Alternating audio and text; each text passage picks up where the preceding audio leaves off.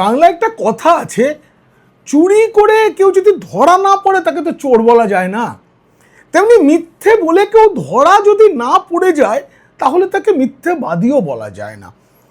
তো আমাদের গর্বের মুখ্যমন্ত্রী সততার প্রতীক মমতা বন্দ্যোপাধ্যায়কে আমরা যে কি বলবো, তিনি কখন কি বলেন, কোনটা সত্য কোনটা মিথ্যে, এই বিচার করা না বড় কঠিন। আসলে তাকে তো মুখের উপর কেউ বলা দিতে পারে না। কোনো ছোট ছেলে সে উলঙ্গ রাজাকে যেমন প্রশ্ন করেছিল যে রাজা তোমার কাপড় কোথায়, তেমন করে আমাদের মুখ্যমন্ত্রীকে বলার কেউ নেই। তিনি ভোটের প্রচারে গিয়ে এমন একটা বড় মিথ্যা বলেছেন যেটা শুনলে আপনাদের হাসি পাবে, হাসতে হাসতে পেটে ব্যথা ধরে যাবে। আমি সেই কথাটা শোনাবো আপনাদের, শুনিয়ে আমি বলবো কেন মিথ্যে, কতটা মিথ্যে, কেমন মিথ্যে, কতটা জল সেটা আপনাদের আমি বুঝিয়ে দেবো।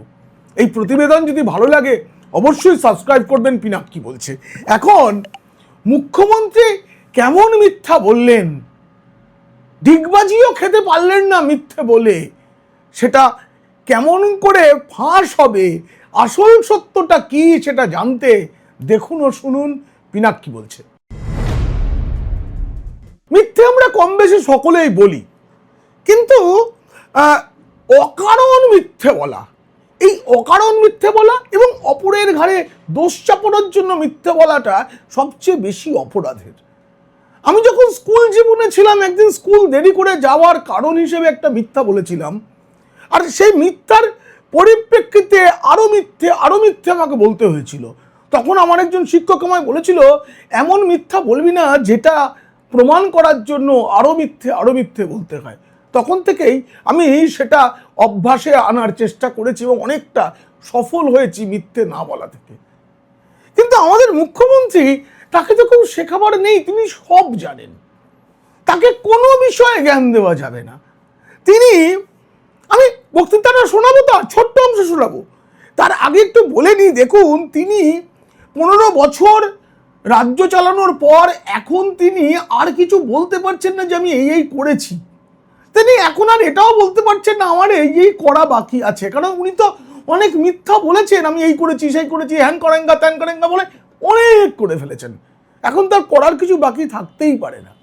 এবারে বিজেপির যে ম্যানিফেস্টো বা ভরসাপত্র প্রকাশিত হয়েছে তাতে একটা মারাত্মক কথা বলা হয়েছে ক্ষমতায় আসার পর তৃণমূলের এই 15 বছরের যত দুর্নীতি তার একটি শ্বেতপত্র প্রকাশিত হবে। তখন মমতা বন্দ্যোপাধ্যায় ক্ষমতায় থাকবেন না, তিনি কালীঘাটের বাড়িতে বসে থাকবেন। কিন্তু তাই বলে তিনি এমন একটা কথা বলেছেন যাতে মনে হচ্ছে বুদ্ধদেব ভট্টাচার্য মহাকারণ থেকে বিদায় নেওয়ার পর, তিনি পরাজিত হওয়ার পরে তিনি তার পাম এভিনিউয়ের ওই ছোট্ট ফ্ল্যাটে বসে বসেও চুরির টাকা খেতেন, এমন মিথ্যাটা উনি বলে ফেলেছেন। আমি আপনাদের শোনাবো সেটা। আসলে মমতা বন্দ্যোপাধ্যায় মনে করেন এই রাজ্যের দুর্নীতি কোনো ইস্যু নয়। 2011 সালে ক্ষমতায় আসার পর 2016 নির্বাচনে যখন তৃণমূল যাচ্ছে, তখন তৃণমূল দলের একের পর এক দুর্নীতি, চিটফান্ড কেলেঙ্কারি সব প্রকাশ্যে, তবুও বাংলার মানুষ তাকে জিতিয়েছে। এরপরে 2021 সালে আরো চুরি স্পষ্ট হয়ে গেছে। গোটা রাজ্যে দুর্নীতির যা প্রকাশ পেয়েছে দগদগে ঘায়ের মতো, পুঁজ রক্ত বেরোচ্ছে সরকার দিয়ে। তখনও মমতা বন্দ্যোপাধ্যায় জিতে গেছেন। আর এই যে জিতে যাওয়া, বাঙালি থেকে জিতিয়ে দিয়েছে বা তৃণমূল জিতে নিয়েছে, তার ফলে ওনার একটা বিশ্বাস হয়ে গেছে দুর্নীতি নিয়ে কিছু হয় না। তাই দেখুন, পার্থ চট্টোপাধ্যায় ছাড়া আর বাকি খ্যাতনামা জেলখাটা যারা, তাদের সকলকে প্রার্থী করেছেন মমতা। এমনকি রেশন দুর্নীতিতে জেলখাটা বালু, মমতা বন্দ্যোপাধ্যায়ের প্রিয় ভাই বালু, ভালো নাম জ্যোতিপ্রিয় মল্লিক, তিনি জেল খেটে এসেছেন, তাকে প্রার্থী করা হয়েছে সেই তারই কেন্দ্র হাবড়ায়। জিততে পারবেন কিনা খুব সন্দেহ। সেখানে বালু ভালো, এটা প্রমাণ করার জন্য উনি কি বলেছেন একটু শুনে নিন। তারপরে আমি এই যে মমতা বন্দ্যোপাধ্যায়ের অসত্য কথা বলা, তার টাইম লাইনটা আপনাদের আমি বুঝিয়ে দেবো। শুনুন মুখ্যমন্ত্রী কি বলেছেন। কারণ সিপিএমের ওই পচা সিপিএম পার্টির 1.5 কোটি লোকের নাম রেশন কার্ডে ঢুকিয়ে দিয়েছিল, আর তাদের রেশন ফলস নামে নিজেরা নিত আর পার্টি ফান্ডের টাকা নিত। এই 1.5 কোটি মানুষকে বাদ দিয়েছিল ফলস রেশন কার্ডকে। এই চুরিটা সত্যি হাসি পাওয়ার মতো, সত্যি হাসি পাওয়ার মতো। বালু 2011 সালে আমাদের মা মাটি মানুষ সরকার তারা ক্ষমতায় এলো, কত আশা, কত আশা। তারপরে না আমাদের মুখ্যমন্ত্রী বিধানসভায় বারংবার বলতেন আমি 10 কোটি মানুষকে রেশন দিই, 10 কোটি মানুষকে রেশন দিই, কিন্তু তখন পশ্চিমবঙ্গের জনসংখ্যা ছিল 9.5 কোটি। এই 50 লক্ষ মানুষকে তিনি কি করে রেশন দিচ্ছিলেন, যদিও রেশনের যা দেওয়া সেটা সবটাই কেন্দ্রই দেয়, কি করে দিচ্ছিলেন তিনি? এই প্রশ্নটা কিন্তু সবার মধ্যে ছিল, কিন্তু তিনি দিচ্ছিলেন 10 কোটি মানুষকে। 2019 সালে প্রধানমন্ত্রী নরেন্দ্র মোদী দ্বিতীয়বার ক্ষমতায় আসার পর একটা নতুন আইন চালু করলেন দেশে, ONORC, one nation one ration card. মানে গোটা দেশেই আলাদা আলাদা রাজ্যের যে রেশন কার্ড ছিল সেটা থাকবে না, একটা কেন্দ্রীয় পোর্টাল হলো, তাতে রেশন কার্ড নথিবদ্ধ হলো, সকলের জন্য একটা করে রেশন কার্ড। তখন দেখা গেল এই রাজ্যে 1.114 কোটি, মানে 1,14,00,000 জাল রেশন কার্ড। সংখ্যাটা ভাবুন, 1,14,00,000 রেশন কার্ড বাতিল হলো এই সময়ে। মানে 2011-এ ক্ষমতা এলেন মাননীয় মুখ্যমন্ত্রী মমতা বন্দ্যোপাধ্যায়, আর 2019 সালে এই আইনটা হলো। তখনও কিন্তু পশ্চিমবঙ্গ সরকার, মানে মামাটি মানুষ সরকার, গর্বের মুখ্যমন্ত্রী, সততার প্রতীক, তিনি বললেন আমি এই কেন্দ্রের এক দেশ এক রেশন কার্ড নীতি মানি না। উনি মানতে চাইলেন না, করলেন না। এখানে যাচাই করার কথা ছিল যত জনসংখ্যা তত রেশন কার্ড আছে কিনা। এরপরে 2021 সাল, তখন সুপ্রিম কোর্ট তিরস্কার করে যে কি এটা, সব রাজ্য মেনে নিয়েছে, এই রাজ্য কেন ONORC মানছে না? One nation one ration card কেন পশ্চিমবঙ্গ সরকার মানছে না? এরপরে রাজ্য সরকার মানতে বাধ্য হয়। 8 মাস ধরে এই প্রক্রিয়াটা চলে।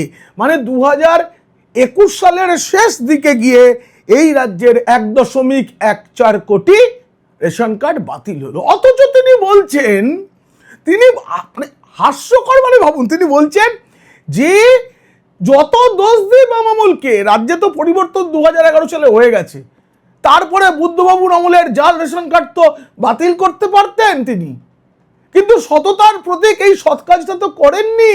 অসততার পথ তো চলেছে 2021 সালের শেষ পর্যন্ত। মানে 2011 সাল থেকে 2021 সাল একভাবে রেশনের চাল, গম, ডাল, চিনি চুরি হয়েছে, কেরোসিন তেল চুরি হয়েছে এই রাজ্যে। কারা চুরি করেছে? রাজ্য সরকারের মন্ত্রিসভার কেউ জানতেন না, কিছু জানতেন না, আর ডিলাররা চুরি করে নিয়েছেন, কেউ বিশ্বাস করবে না।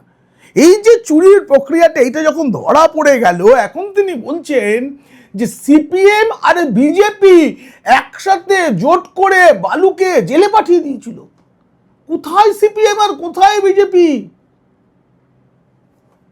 পশ্চিমবঙ্গ থেকে একেবারে গুজরাট যতটা দূরত্ব হয়, ভারতের মনে হয় সব থেকে দূরতম দুটো রাজ্য, এই যে 2000 কিলোমিটার পূর্ব আর পশ্চিম, এতটা দূরত্ব সিপিএম আর বিজেপির মধ্যে। তারা ছক কষেছে, তারা বালু ভালো ছেলে, বালু বড় ভালো ছেলে, বালু বড় সুবোধ বালক, সে কোনো চুরি চামারি করেনি। অথচ বালু যখন গ্রেপ্তার হয়েছিলেন তখন বালু নিজে কি বলেছিলেন?